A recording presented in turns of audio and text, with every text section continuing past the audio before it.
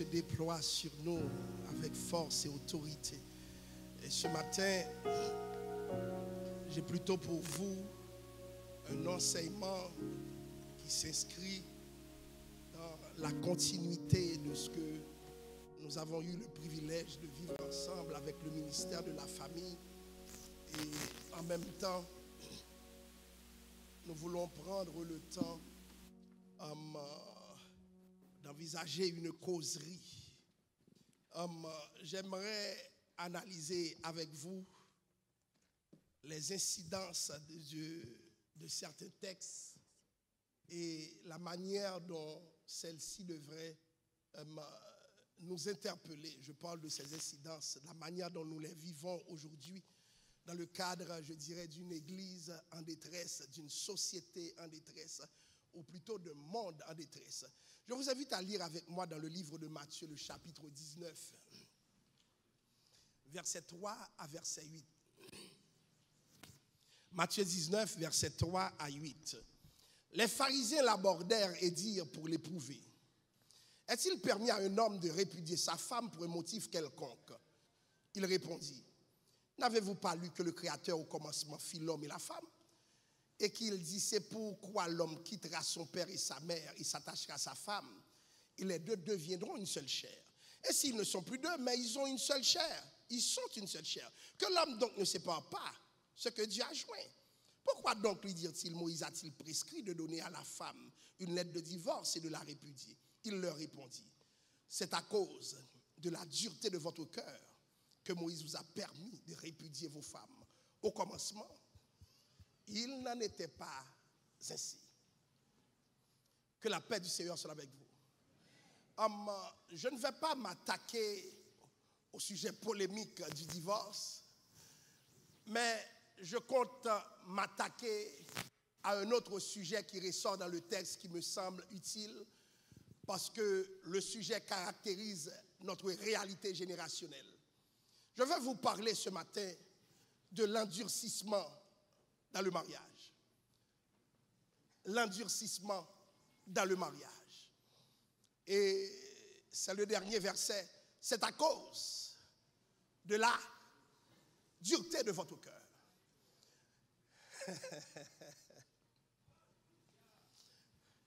Bien-aimés, nous sommes devant une impasse générationnelle.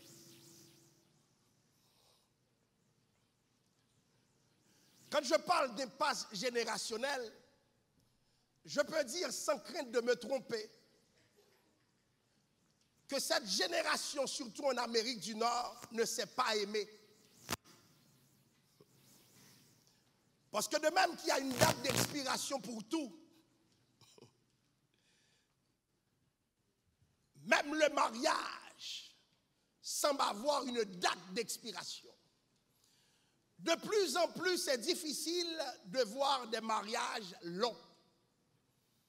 Et c'est pour cela que j'ai pris plaisir quand on a invité le frère Fleurin et sa femme à se mettre debout pour être honorés, parce que 47 ans d'histoire, c'est déjà beaucoup. Bon, plusieurs personnes n'étaient même pas nées.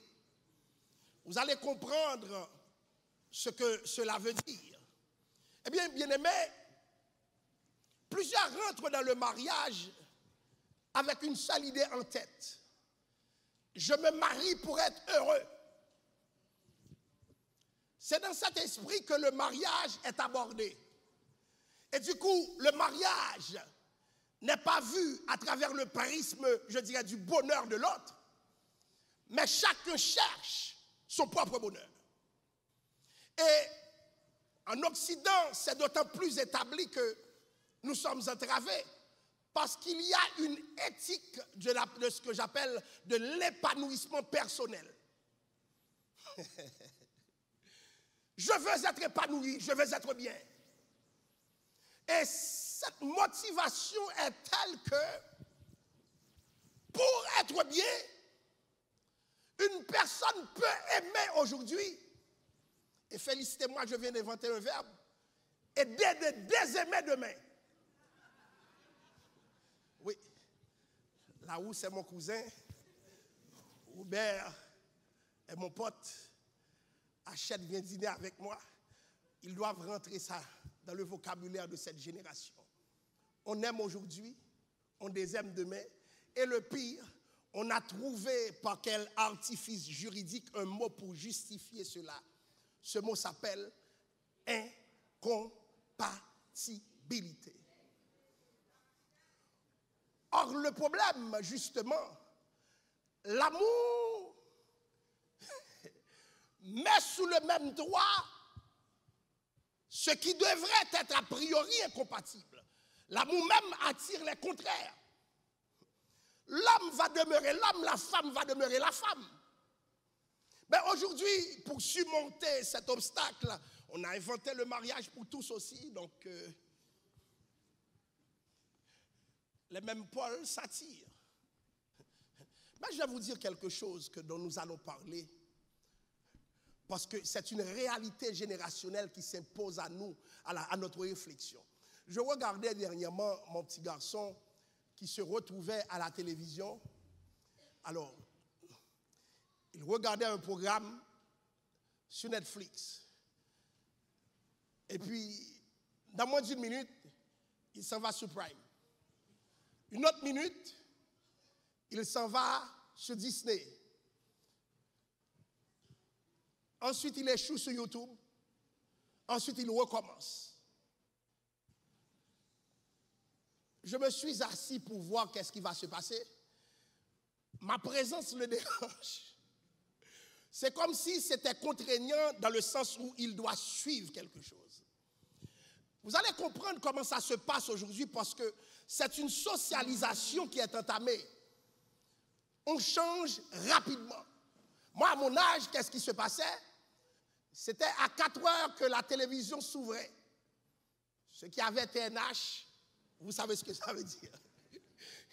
Quand il y avait seulement TNH, le bouton de la télévision, tu attends qu'il soit 4 heures pour tourner le bouton.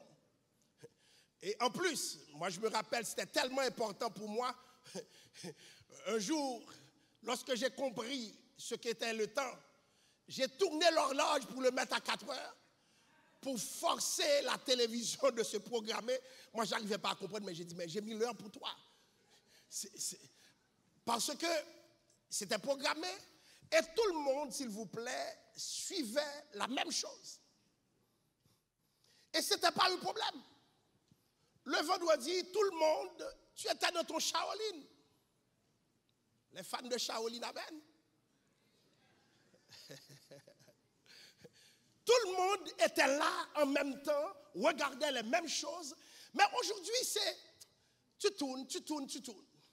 Et dans la vie amoureuse aussi, puisque nous nous nourrissons des spectacles hollywoodiens, hein, les Kardashians, etc. Hein? On change. Dans les téléréalités, c'est ce qu'on fait. Donc, il y avait quelque chose, telle chose double là. Comment ça s'appelle? Occupation double. Vous savez, regardez-moi l'église qui a occupation double. Alléluia. Grâce Seigneur, grâce générationnelle. Grâce Seigneur. Ce qui se passe aujourd'hui, la télé-réalité, vous savez, pour ceux qui ne le savent pas, qu'on le veuille ou non, vous êtes ce que vous consommez. Ou du moins, vous finissez par le devenir. Vous passez du temps dans l'adoration, vous devenez adorateur. Vous passez du temps dans la lecture, vous devenez intellectuel. Vous passez du temps à consommer des émissions de télé-réalité, tu vas aimer tripoter. Oui. Tu es ce que tu fais de ton temps. Il n'y a pas de doute là-dessus. Mais maintenant, voilà qu'une génération est exposée dans toutes ces aventures à, comment dirais-je, au fast-food amoureux, à des conceptions amoureuses un peu complexes, bizarres. Parce que tout le monde se cherche pour soi-même. Et c'est là qu'on est arrivé, bien-aimés. À force d'être là pour soi-même, dans le mariage pour soi-même, dans la relation pour soi-même, on finit par devenir un danger sans le savoir. Peut-être 20 ans plus tard, vous allez le voir, les gens seront beaucoup plus difficiles encore à gérer. Lorsque qu'apparaît devant moi, la première chose que j'évalue, Est-ce qu'il y a l'amour dans l'air? De plus en plus, nous trouvons des cas, même à l'église, où il n'y a aucun autre problème réel si ce n'est qu'on ne s'aime plus. Mais c'est quoi cette génération? On est passé par tout le tralala, venir, homme d'honneur, femme garçon d'honneur, fille d'honneur, mariage, les belles robes, etc., les belles planifications. L'église était là, l'église s'est rassemblée, le pasteur a béni. Bon, moi, je suis prêt à dire, je vais me venir moi-même. Ce qui se passe là, dans notre génération, c'est du jamais vu. Les cœurs sont endurcis. C'est quelque chose d'extraordinaire que nous traversons, que moi-même, dans le passé, j'avais moins l'habitude de confronter. J'ai vu l'infidélité. Le remède, c'est le pardon. Mais quand quelqu'un n'aime pas, c'est quoi le remède? Imaginez-vous, vous vous levez avec quelqu'un dans la maison, vous vous levez avec quelqu'un que vous aimez, vous donnez votre vie à cette personne, vous voyez votre vie avec cette personne, et un bon jour, cette personne décide de se lever, mais le vrai motif qu'il n'ose pas verbaliser, je ne t'aime plus. C'est comme un enfant à qui tu as donné quelque chose et puis à manger, et puis l'enfant dit, je ne veux plus. Et puis la vie de l'autre passe en l'air. La vie de l'autre passe en l'air comme de rien n'était. Chers amis, que de drames que j'ai vus. Que de drames que j'ai vus. Et c'est ce qui a changé du siècle de Christ. À l'époque de Christ, où ce texte était écrit, les hommes se mariaient à l'âge de 20 ans. Et c'était une obligation même. Parce que l'interprétation de l'époque disait il fallait multiplier, croître et multiplier la terre. Si à 20 ans tu n'étais pas marié, tu étais mal vu parce que pour les gens, les rabbins de l'époque disaient tu n'acquittais pas ta responsabilité sociétale. Donc tu devais marier et avoir des enfants. Ça c'est première réalité. La deuxième réalité, alors, si jamais tu ne te mariais pas à 20 ans, il fallait absolument, pour que tu sois compris, être dans les études de la loi. Donc, le temps que tu passais à étudier l'écriture pouvait compenser le fait que tu rentres tardivement dans les liens du mariage. Parce que c'est la réalité de l'époque. À 20 ans, tu devrais te marier. De toute façon, les mariages ne duraient pas trop. Mais pourquoi? C'est parce que les hommes ne vivaient pas trop longtemps. Vous êtes là? Les mariages duraient, selon certains auteurs, compte tenu de l'espérance de vie, entre 16 à 20 ans. Donc les hommes mouraient aussi très tôt. Donc le mariage, c'était dans un laps de temps. Mais maintenant, l'espérance de vie a augmenté. On a des hommes et des femmes qui n'ont jamais compris c'est quoi le mariage et qui viennent gaspiller la vie d'autres personnes. Si vous voyez que vous ne pouvez pas vous engager pour aimer,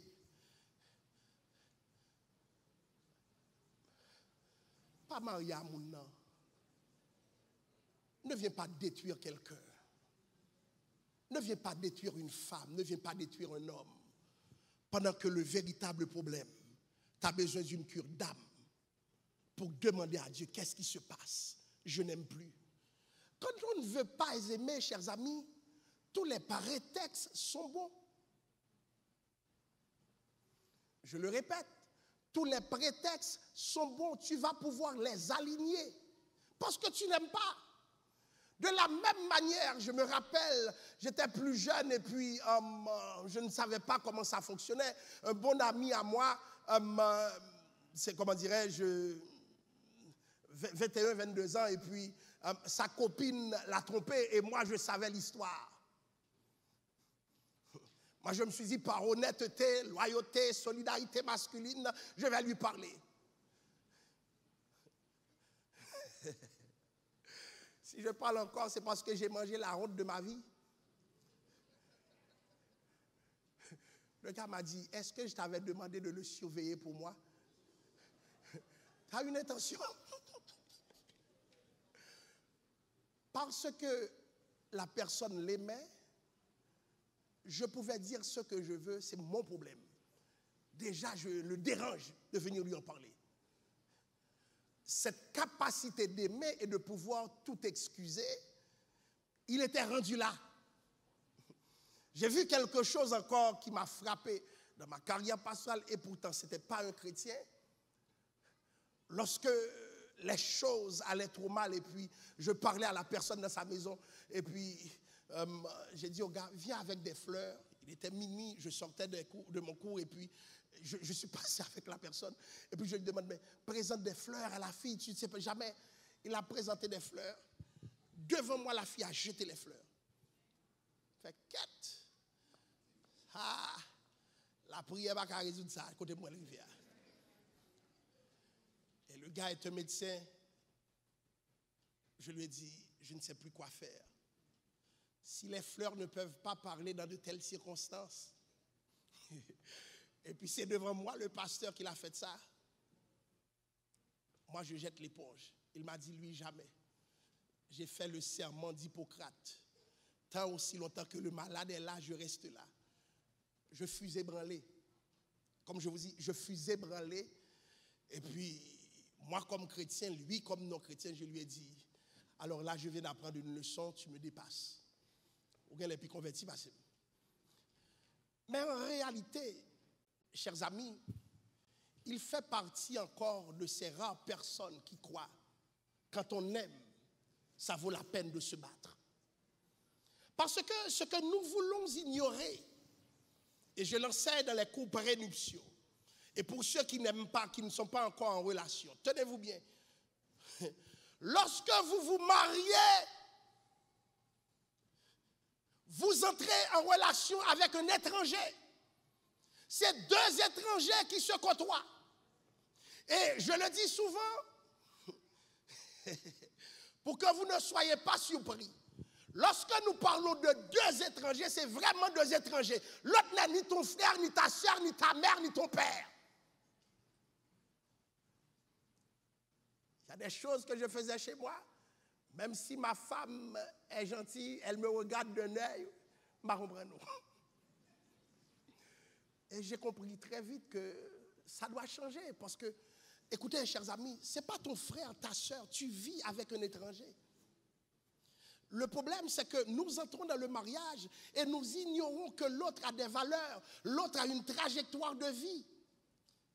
Nous ne rentrons pas dans le mariage avec quelqu'un qui est parfait.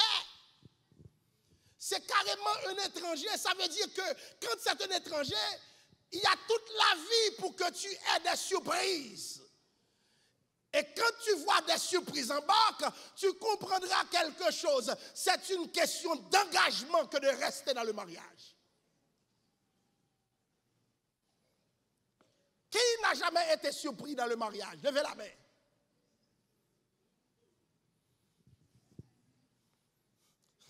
J'allais appeler Frère Fleurin et sa femme pour vous donner des leçons. Frère Fleurin, toi et ta femme, il faut venir partager les surprises. Je vais vous dire quelque chose. Le mariage est un lieu de surprise. Et le principe veut qu'on passe à la première phase, l'enchantement, la deuxième phase, le désenchantement, qui arrivera inévitablement, et la troisième phase, c'est la maturité. Si tu as des problèmes dans ton couple, c'est normal. Et si tu n'as pas de problème, ce n'est pas normal. Vous mentez. Vous êtes hypocrite. Parce que le couple est aussi un lieu d'affrontement. Et j'aimerais vous dire que ne voyez pas le couple comme les conflits comme une boîte noire où vous êtes enfermés là-dedans. Non, des fois ça prend un conflit pour prendre de la maturité. Ah oui, ça prend des conflits. Mais le problème c'est que pendant les conflits, on a peur parce que certaines personnes, depuis qu'il y a un conflit, finissent par ne plus aimer l'autre. Mais côté bagaille, ça sorti.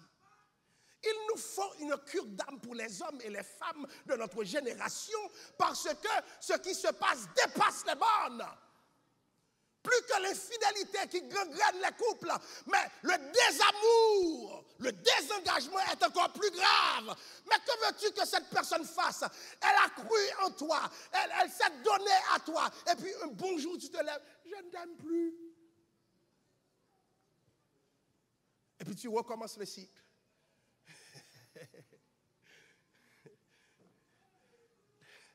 Jésus a parlé aux hommes de sa génération pour leur dire quelque chose de très important. C'est à cause de la dureté de votre cœur. Parce que quand une personne est endurcie dans le foyer, cette personne peut te tuer. Je le répète. Quand une personne est endurcie, cette personne va créer l'enfer autour de toi. Et même Dieu a fléchi quant à ses principes, parce que voyant l'endurcissement des hommes de sa génération, il a permis certaines choses. Mais c'est pas ce qu'il veut. C'est pas ce qu'il veut. Bien aimé, prions le Seigneur pour que nos hommes et nos femmes soient moins endurcis. Parce que quand les gens se marient aujourd'hui, ils se mettent aussi en danger, parce que leur plus grand ennemi, c'est leur ancien fan, le mari ou la femme. Le mari ou la femme. Pourquoi? Parce qu'on est dans cette génération qui n'est pas stable émotionnellement. On ne peut pas s'engager à long terme. Je suis fâché. Bon, les bails là, t'es bon pour. On va te fâcher tout. Quand c'était bon pour toi, c'était cool. Mais maintenant, tu fais en sorte que l'autre est une sorcière. Toi, tu es le bon samaritain. Je vais vous dire quelque chose. Un mariage, dans un mariage, tu rencontres toujours quelqu'un qui n'est pas bon. Parce que si tu as rencontré un ange, forcément, tu es la bête. J'ai vu des gens se vanter. Je vais vous dire quelque chose. Si tu rencontres un ange, c'est toi la bête. Moi, j'ai rencontré un ange en passant. Dans le nom de Jésus qui est mes sorciers.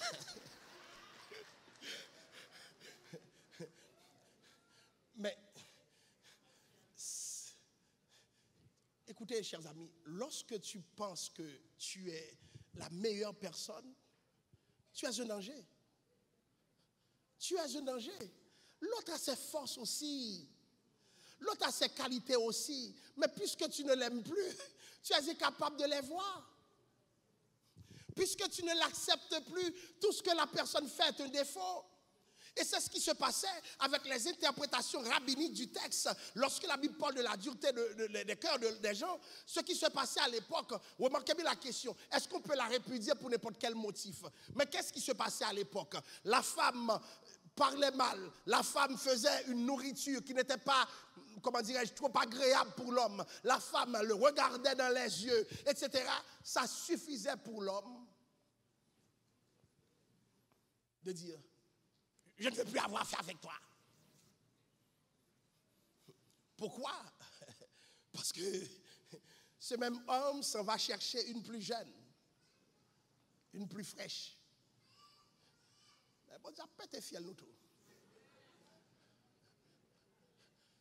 Chers amis, la Bible, c'est un livre atemporel. Ne croyez pas que la Bible est vieux jeu et ne peut pas parler encore à cette génération. Il faut mettre un frein à ça. Vivre ensemble, c'est une question de volonté, parce que tu es avec un étranger, tu es avec une étrangère. Hein? Et qu'est-ce qui se passe, chers amis? Lorsque l'autre rencontre le méchant qui ne l'aime plus,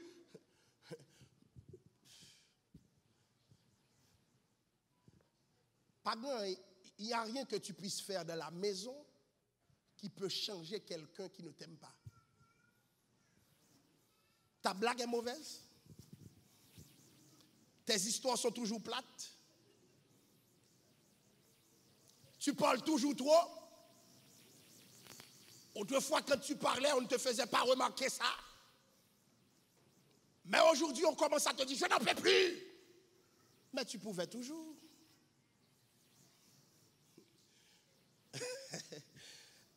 quand les défauts deviennent plus importants que les qualités, dans le regard de l'autre, alors il y a un problème. Tenez-vous bien, chers amis. Lorsqu'on marie quelqu'un, qui marie quelqu'un qui n'a pas de gros défauts? Levez la main. Le meilleur ennemi d'un homme ou d'une femme n'est que son partenaire. Si personne ne peut dire c'est quoi le défaut de la personne, cette personne peut te le dire. Et rassure-toi, cette personne a raison. Ce qui se passe aujourd'hui, l'amour est tellement désordonné, redéfini, vidé de sa substance, que nous avons beaucoup plus de personnes qui cherchent dans l'acte du mariage, là où se trouve la date d'expiration. Et maintenant, c'est un devoir, c'est comment dirais-je, c'est tellement grave ce qui se passe.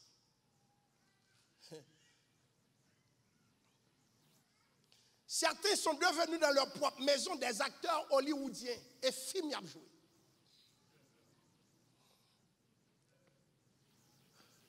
Vous connaissez un acteur? Mais le coup de poing n'est pas parti pour de vrai. C'est un film qui se joue dans le foyer. Un film qui se joue pour que d'autres disent « tu es une bonne personne ». Mes chers amis, si tu te retrouves dans cette situation où ton cœur est endurci, tu as besoin de la prière. C'est Dieu qui donne l'amour. Si Dieu est la source de l'amour et que ton cœur est arrivé là, tu as besoin d'une cure d'âme. De même que nous prions pour le changement des autres, si tu ne peux plus aimer, demande à Dieu la grâce d'aimer. Tu ne peux pas détruire l'autre. C'est ton problème si tu ne peux pas aimer. C'est ce que Dieu veut, pas te rentrer dans le mariage là.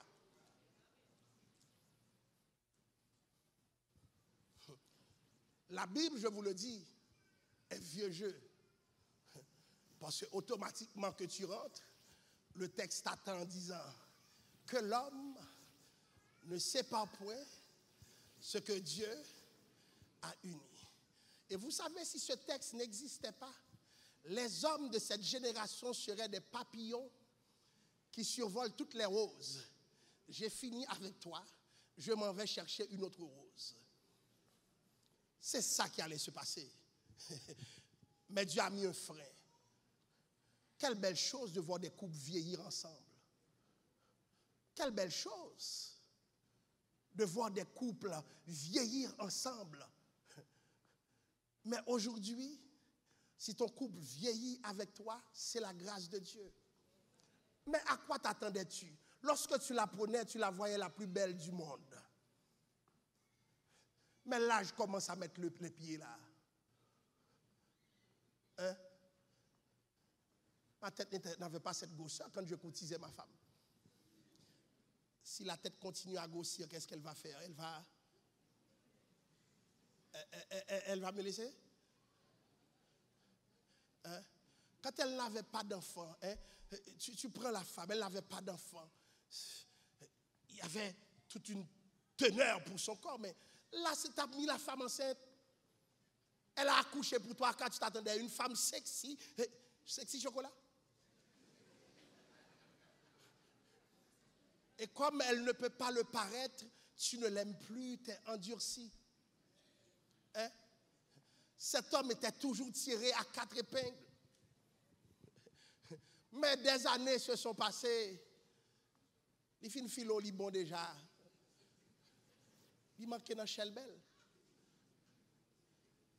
Mais tu n'as pas besoin de détruire la personne pour ça. Parce que si l'endurcissement, chers amis, c'est un péché, comment tu pries à l'église? Comment tu adores à l'église quand tu as le cœur endurci? Hein? Comment tu adores lorsque l'autre sait qu'il ne peut plus te faire confiance? Ça, chers amis, il y a des détresses dans nos églises. Lorsque les gens parlent, les gens ne voient pas là où le véritable problème se trouve. Même la question de la violence dans le couple. Il y a des coups de bâton, encore. Vous entendez ce que je vous dis? C'est pour cela que nous devons demander à Dieu une délivrance générationnelle. Des hommes et des femmes qui peuvent, avec la même force qu'ils ont aimé, finir par haïr la personne. C'est ce que je n'arrive plus à comprendre. Lorsque le langage de la haine s'impose, seulement une cure d'âme peut changer la donne. Et là encore, faut-il que Dieu fasse grâce. Parce que ce qui arrive avec l'être humain a une flexibilité. L'être humain peut apprendre à aimer. Moi, j'ai vu des gens même aimer leur chien. M'a menti? Chien tout laid. J'ai vu une personne prendre soin d'un bulldog. Quand je vois le visage de l'animal, je suis déçu. Mais la personne en prend tellement soin. Donc, ce n'est pas une question de visage, c'est une question de disposition. Mais la personne en dit aussi, cher ami, c'est cette disposition qui n'est plus là. Elle peut même réussir à donner cette disposition à un chien. J'ai assisté à un cas de divorce, qu'est-ce qui s'est passé? Et qui m'a frappé l'attention. À un moment donné, les deux se battaient pour avoir le chien. Je ne sais pas s'il y a une législation de garde partagée pour le chien. Ah oui, garde partagée pour les chiens. Aïe, aïe, aïe. Jésus va venir, monsieur. Non, Seigneur. Garde partagée pour les chiens. La bataille, c'était ça. Donc, tu me donnes le chien. Je préfère te donner la voiture. Non, moi, je veux le chien à tout prix. Mais restez ensemble. Chacun d'eux pouvait donner plus d'amour à un chien qu'à eux-mêmes. Et il y a deux aspects, chers amis, quand je parle de l'amour qui s'étiole. Attention. Le premier aspect, c'est quoi? La partie offensante. La partie offensante a tendance à dire que oui, j'ai provoqué quelque chose, c'est moi qui suis responsable. Okay. La partie offensée n'est pas moins responsable. Ce n'est pas parce que tu es offensé que tu ne peux pas parler le langage du pardon et de la réconciliation. Je dois reconnaître néanmoins qu'à l'impossible, nous ne l'est tenu. Je ne vais pas dire là pour porter tout ou non. Ce n'est pas de ça que je parle. Moi, je parle de cette éthique personnelle, d'épanouissement personnel qui fait en sorte que les gens sont endurcis. Autant que la personne t'aime aujourd'hui, demain tu te rends compte que cette personne a des raisons de ne plus t'aimer. Et j'ai même vu, moi je pensais que c'était parce que la personne voyait ailleurs, j'ai vu des personnes se résoudre à rester seules. Il n'y a pas de problème. Mais elle n'est pas prête avec l'autre là. Vous savez pourquoi? Parce que le cœur est endurci. Je vous dire à ceux qui ne sont pas encore mariés, que Dieu vous fasse grâce pour rencontrer quelqu'un qui vous aime, qui vous apprécie et surtout qui vous aimera. Parce qu'on est socialisé pour larguer les choses, pour jeter les choses. Nous jetons des hommes, nous jetons des femmes, ça ne nous dit rien. Je connais un pays, je crois que c'est l'Allemagne. Lorsque tu divorces, on fait une fête pour toi. Bienvenue dans le cercle des divorcés. Lorsque, des années de cela, je préparais un sermon, j'ai remarqué que Statistique Canada ne récoltait plus le nombre de divorcés. Mais il y avait un divorcé pour deux. Chaque personne qui se mariait, sur chaque deux personnes, une personne se divorçait. Lorsque j'ai fini par voir ça, je me suis dit, mais c'est un problème. Imaginez-vous au Québec, qui se marie? Qui se marie?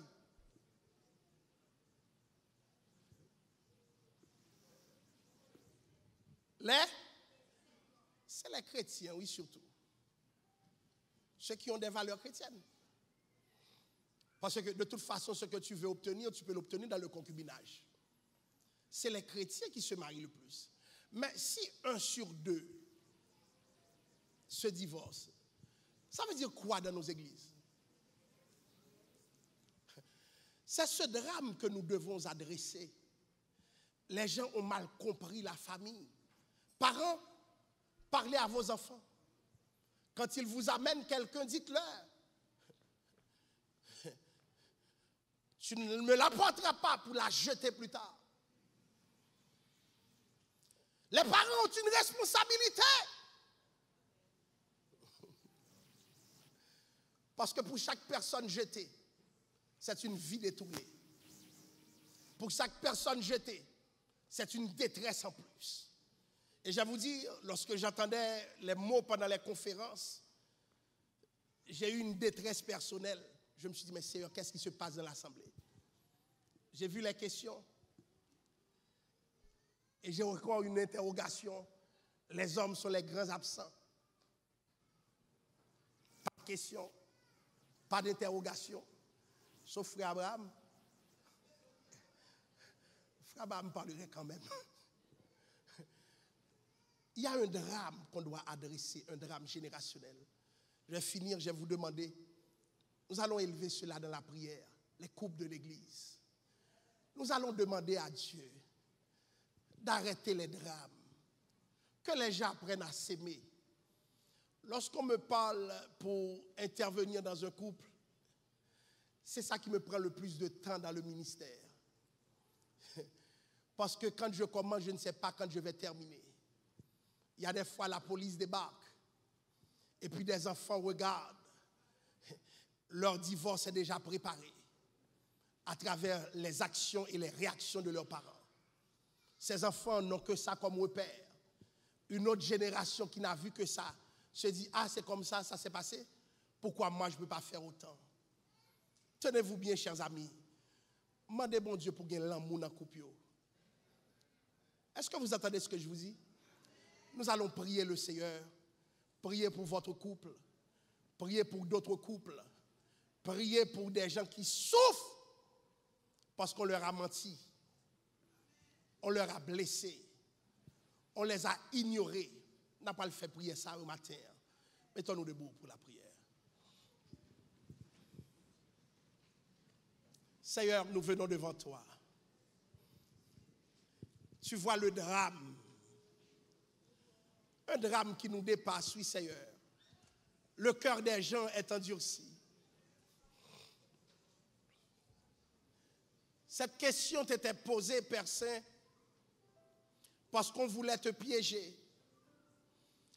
Mais papa, nous sommes piégés dans cette génération. Les cœurs sont endurcis. Les mariages ne peuvent plus durer, Père Saint. Seigneur, dans cette église, pour ceux qui sont déjà mariés, consolide leur relation. Pour ceux qui ne sont pas encore mariés, Père Saint, grâce. Grâce. Seigneur, pour ceux qui sont dans leur mariage, mais qui n'aiment plus, pitié, Seigneur, pitié. Pitié, Seigneur. Pitié. Et Seigneur, pour la détresse des vies abusées, ces femmes, ces hommes, personnes qui ont été laissés sans raison, parce que l'autre n'aime plus, incompatibilité de caractère. Tous ces prétextes, personnes. Pitié! Seigneur Dieu, une cure d'âme, une cure d'âme. Guéris les âmes, guéris les âmes, guéris les âmes. Et Père, c'est pendant que nous prions, j'ai les parents en détresse. Les parents en détresse, parce que qui voient, Père, c'est la vie de leurs enfants couler comme du sable. Seigneur, pitié ce matin. Pitié. La détresse, elle est grande. Nous sommes affectés. Tu es mort, Seigneur. Tu es mort pour notre église. Seigneur Dieu, je te le dis. Oh, Seigneur. Grâce. Grâce. Renverse la vapeur. Nous voulons compter des victoires. Nous voulons compter des victoires, Père Saint. Ça ne peut pas se passer ici. Cher Seigneur, amène à l'église des histoires de pardon, des histoires de réconciliation, des histoires de longévité de l'amour. Certains sont enterrés. C'est le mariage qui les a enterrés, Seigneur. C'est le mariage qu'il a mis sur pied sur terre. Grâce. Grâce, Seigneur. Grâce, Seigneur. Grâce de cette église. Mets ta main sur la blessure. Pense la main, Père, applique l'onction. Applique ton sang. Purifie l'église. Seigneur Dieu, je suis dépassé. Je suis dépassé. Je suis dépassé. La détresse est venue à toi. Je suis dépassé. Ces femmes battues qui se plaignent, Père, à l'église, qui n'en peuvent plus. Seigneur, Dieu est mort. Dieu est mort, Père. Dieu est mort. Ces hommes, Père, souffrants, qui ferment la bouche, qui se taisent. Dieu est mort. Dieu est mort, Père. Seigneur Dieu, notre problème est complexe. Notre problème nous dépasse. C'est la génération, Père, qui est ici. C'est la génération qui ne veut plus vivre ensemble pour longtemps. C'est la génération qui n'arrive plus à s'engager. C'est la génération, Père, qui veut ça aille comme il le veut. Seigneur Dieu, donne le courage à notre génération de vivre le mariage comme toi tu le veux. Comme toi tu le veux. Seigneur Dieu, comme toi tu le veux. Des hommes et des femmes pleins de défauts, mais par ta grâce qui peuvent rester ensemble. Seigneur Dieu, pitié, pitié, Père. Il y a des cas qui sont déjà devant des avocats. Il y a des cas qui sont devant les juges. Moi, je n'en peux rien, Père. Qu'est-ce que je peux faire? Qu'est-ce que je peux faire? Lorsque j'entends qu'il n'y a plus d'amour. Lorsque j'entends qu'il n'y a plus de compassion. Seigneur, mes entrailles pastorales sont endolories. Je n'en peux plus, Seigneur. Pitié. Ouh, Seigneur. Pitié, Père, pour les couples. Pitié pour les couples de l'église. Pitié pour les couples. Pitié. Pitié pour les enfants qui en souffrent. Ces enfants qui ne peuvent plus, qui ne savent pas quoi faire. Leurs parents se battent. Pitié. Oh Seigneur. Pitié.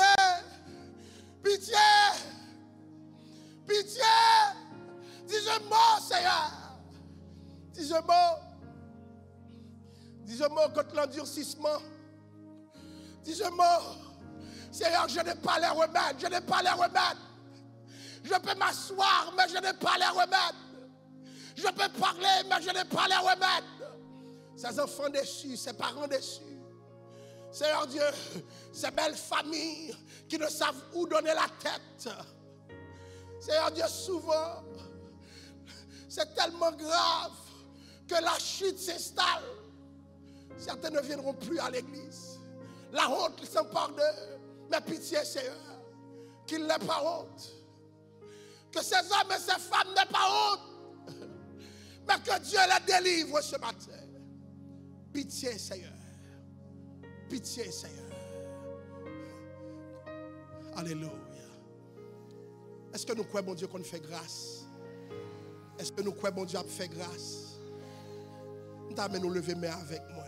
Seigneur, pitié pour les couples. Grâce pour les couples. Grâce pour les couples. Les couples déjà formés. Les couples qui doivent être formés. Grâce, Seigneur. Seigneur, je viens devant toi pour ceux qui souffrent de la salle à cause d'un divorce. Pitié, Seigneur, pour ceux qui souffrent à cause d'une séparation. Oh Jésus, des fois, nous séparés, c'est mon église qui a pu humilier encore.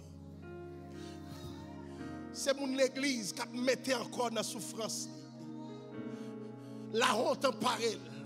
Seigneur, que cette église soit un refuge pour ceux qui souffrent dans leur mariage.